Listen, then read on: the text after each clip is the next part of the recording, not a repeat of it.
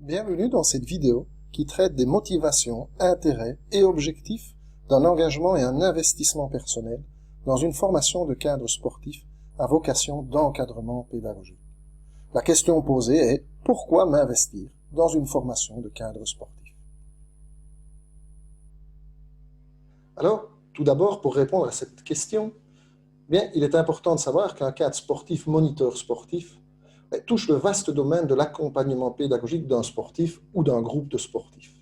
Comme cela a déjà été abordé dans la question « Dans quel cadre se situe ma formation de cadre sportif ?», la fonction de moniteur sportif est bel et bien un métier à part entière qui requiert un ensemble de compétences articulées autour des savoirs, savoir-faire, savoir-être, dont les bases sont développées dans le cadre d'une formation initiale, mais qui ne s'acquièrent et ne se façonnent définitivement et réellement que par l'expérience et la réflexion critique sur cette expérience.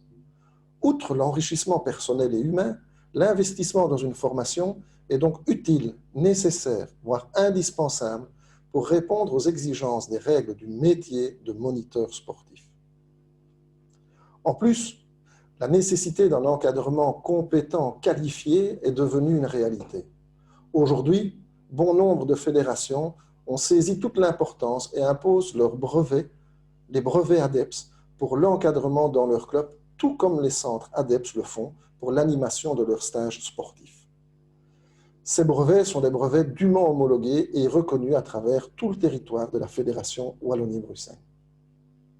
Un candidat moniteur sportif doit envisager sa formation avec plusieurs objectifs.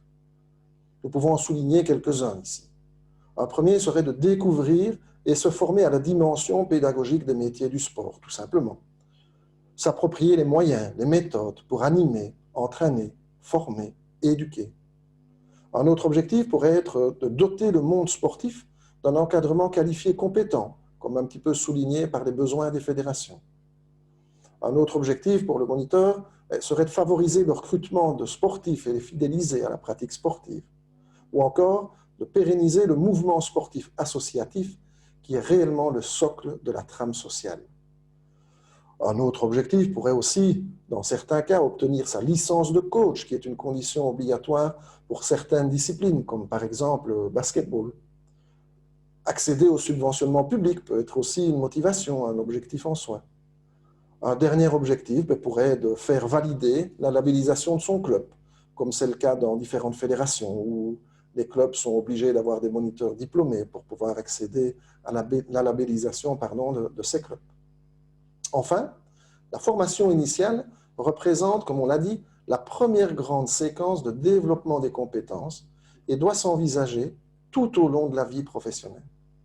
Il appartient à tout un chacun, moniteur sportif breveté, mais aussi les opérateurs de formation, les fédérations, de prévoir régulièrement des formations continues attrayantes en phase avec la réalité du terrain, en lien avec les évolutions du secteur et adaptées aux besoins de toutes les parties prenantes.